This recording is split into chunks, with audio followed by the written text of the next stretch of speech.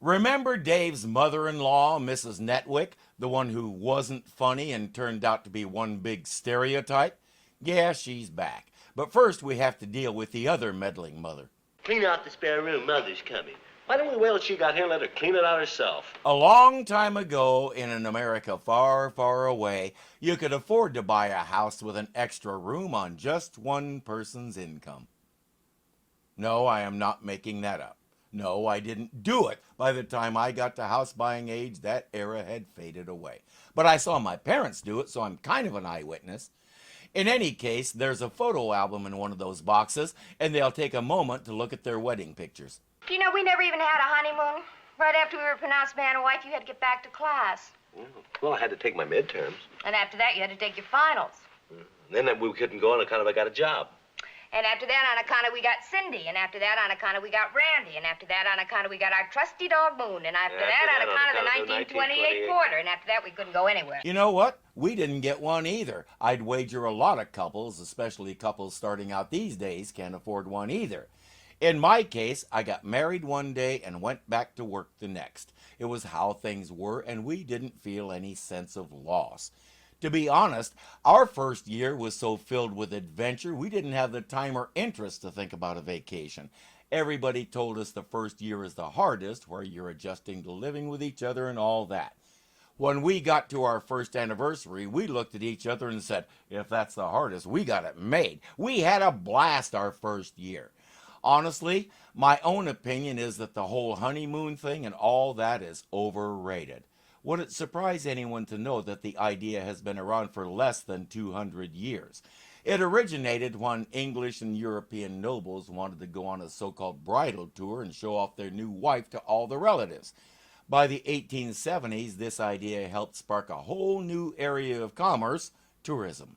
The travel industry made the honeymoon into what it is today, which makes it one of the most successful marketing campaigns in Western history. Dave and Barbara are taking it in stride, like Kathy and I did, because they're happy with the life they have. Mother, what's the matter? You, sir, are a louse. What? Wouldn't take your bride on a honeymoon. What kind of a son did I raise? At least they were happy, but Mother can't stand it when they're happy. She has to find something wrong and stick her big radiator into it. And since Dave can't say no to her, he'll do it. He'll take Barb on a honeymoon at last, especially since her mother will be here to watch the kids. You're not going. We're not... Going? Do you know what day this is? Oh, yes, it's the 22nd. Do you know what month it is?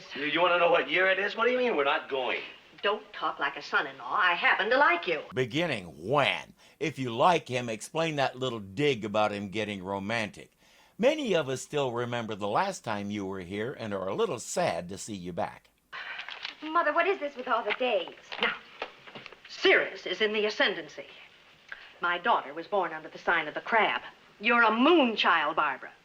At this very moment, Croydon crosses the path of Sirius. And this forebodes trouble for any moon children who travel during the next 4 days. Oh, that? Well, not to worry. I had my telescope out last night, and asteroid Herkimer passed in front of that one you mentioned and pulled it off course, thus preventing it from causing any imminent peril. Bye. And I can pretty well summarize the rest of the episode right here. She's going to try one dirty trick after another to try and prevent them from going. It's not funny, it's not interesting, and not only does it further the stereotype about mothers-in-law, it gets some nice pot shots in at astrology and similar ideas. If they had done any of that in a funny way, this might have been a decent episode. But they didn't. Here's a couple of examples. You want to go on a honeymoon? Go. But Barbara stays here. One, that kind of misses the point of a honeymoon. Two, she's not under your thumb. She can do whatever she and her husband decide together. You may go in the next room and watch the kids while she does. Stay home. Relax. We can all go to the Lawrence Welk Festival. Spoiler, that's what they end up doing. Yes, she'll be successful in her attempts to sabotage their honeymoon.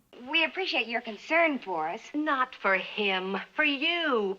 He can go anywhere. He's a Sagittarius. She just expects him to do it without his wife. That's not unreasonable, right? I mean, Procyon is staring at Jupiter as if it wants to start a fight, and we wouldn't want to get in the middle of that, now would we? Me, Sagittarius. Take care, Moonchild. You just try taking my Moonchild on that trip, and you, Sagittarius, are in for heap big trouble. It's not mother-in-law's decision to make. They know that. The kids know that. Even Moon knows that. Mrs. Netwick, not so much. And she doesn't care how she has to keep Barbara here. I hate to do this, but it's for my own child's own good. Now, nice doggy. Want a nice bone? Come on. Oh, Moon's gone. She'll do the same stunt with a cat she found somewhere. Every time they try to leave, she's got another crisis and either Moon or one of the kids is missing. It's more than just not funny, it's tiring. It's the same thing over and over with slightly different props. There's no imagination, no continuity, and no humor. Mom saw the dog catcher pick Moon up. Now, what does this alleged said missing dog look like? Fans of Green Acres can't help but recognize Hank Kimball, the county agent who has no idea what his job is, but he's determined to give it all he's got. His name was Alvy Moore. He went to school for acting, but had to take a hiatus to serve in the Marines in World War II, where he saw action at the Battle of Iwo Jima. He also had a bout with polio. One source said it left him bow-legged, but other sources don't mention that, so I'm not tossing out anything for sure except he survived. He did theater for a while and eventually managed to pick up a couple of small movie roles, not much really memorable. And then Oliver Wendell Douglas and his Hungarian-born wife Lisa moved to Hooterville, and suddenly Mr. Moore had found his niche. He had steady work from then on. He and his wife married in 1950 and were together until he died in 1997. And in just a moment, he's going to show us the best gag of this episode. I'm tempted to say the only gag, but that might upset somebody, so I won't say it. Well, he's about that high, and he's black and white and tan and gray and blonde. And lots of hair. All over his body, his face. I see. Now, what you're trying to tell me is your dog is a mutt. Take it from me, mutts make the best dogs in the world. I've had purebreds and I've had mutts, and I'll take a mutt any day. And I want to take a moment to remember a dog that we just had to let go.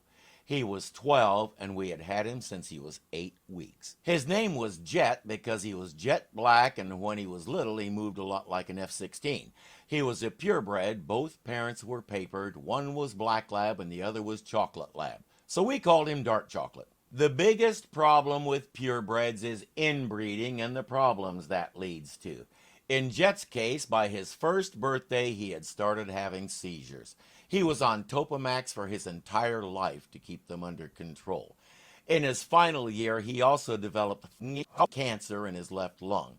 Plus, purebred labs are prone to hip dysplasia as they get older. He had it all. We did as much as we could for him, but finally we could see he was in pain, and we had to help him the only way we could. He was my youngest daughter's best friend, and she's taking it hard. So I'm going to ask a favor. She has a channel called Fauna Joy. She does My Little Pony stuff.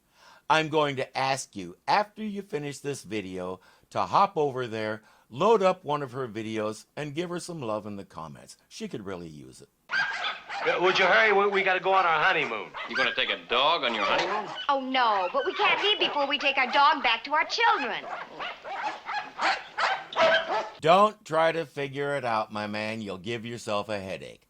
Moon is in the big cage with all the other dogs, which, believe it or not, is how they used to do it in some places. Dave was trying to crawl in the dog-sized entrance to find Moon, but now he's stuck. One. What? I'll count. 1, 2, 2.5. Used to do that when I was a kid. Count! Count! 1, 2, 3.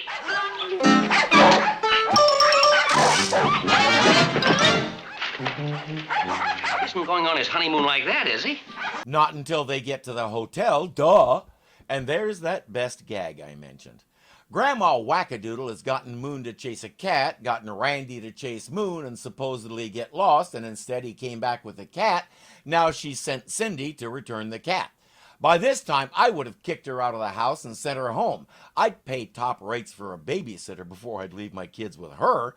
This is not funny. I don't know who dreamed this up, but I have a feeling they should have gotten drunk first so they could dream up something else. I went to return the pussycat, Cindy. Pussycat? What pussycat? The one Grandma made Moon chase after. Some guy at the door interrupts them to tell them that they're the 1,000th couple to reserve the honeymoon suite at this hotel, and he brings them 10 tons of baby stuff, whereupon all the neighbors start asking if they're having a baby. Granny Ghastly hires an actor to pretend to rob them, but he relents when he thinks Barbara is pregnant. She even manages to get Dave arrested.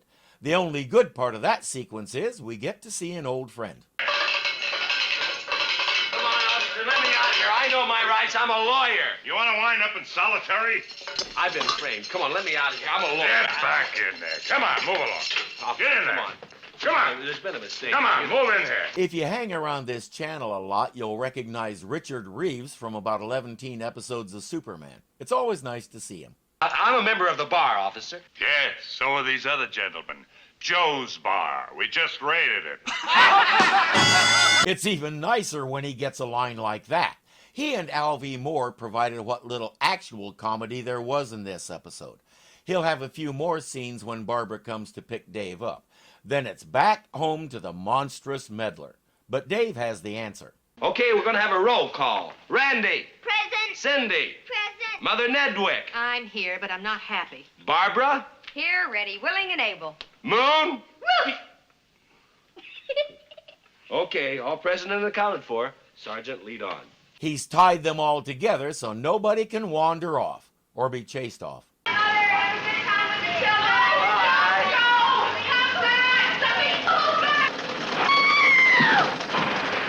don't believe it. I do. She says, I told you something awful would happen, but it wouldn't have if she had shut up and respected their wishes. Had she been inside with the kids, everything would have been fine. Did I ever tell you you're a sweet guy?